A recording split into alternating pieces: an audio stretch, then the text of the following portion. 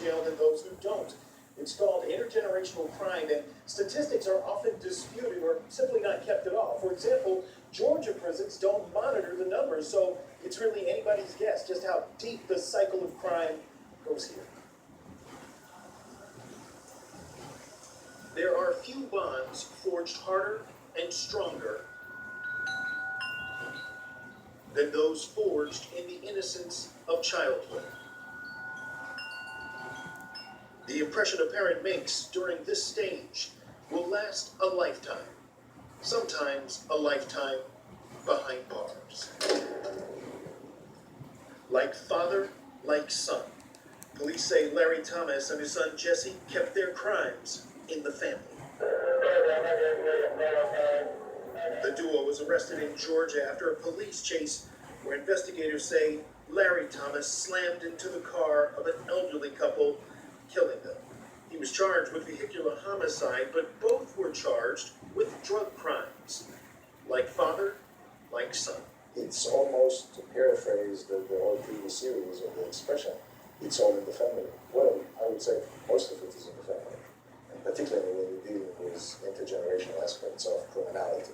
While intergenerational crime touches every gender and demographic to some extent, overwhelmingly, it affects African American males disproportionately. I'm a pastor. I see it. I'm in the community. I see it. And we know who is perhaps right on the line and about to go and get into trouble. And we try to be preventive, but we got to have more state support. We got to have more county and city support. And we got to have more business support. But there is little support for a problem that some studies say doesn't even exist, despite the fact that government statistics suggest children of an incarcerated parent are 5 to 7 times likely to follow in his or her footsteps behind bars. Me and my co-defendants were engaged in a shootout with the Fulton County Police and Roswell Police back in October 1993. We were actually trying to rob a business, and the robbery went bad. Our pal is nothing like the man he was in 1993, on the run, with police closing in. At one point in time, I was ready to end my life by having to shoot out with them because I didn't want to go to prison.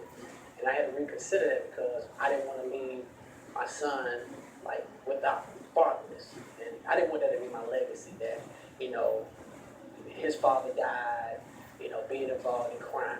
Pal turned himself in and prayed for a second chance.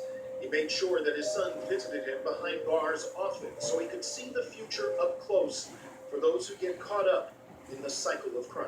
I came up in the same community he did, so it was all the same temptations. Gangs, women, playing with drugs. It's enticing, but you know, you have to find your lane and stay in it, and that's what I did. Today, father and son are close, and both on the right side of the law, though other members of the family were not so lucky. I have a cousin who his father is like serving life right now.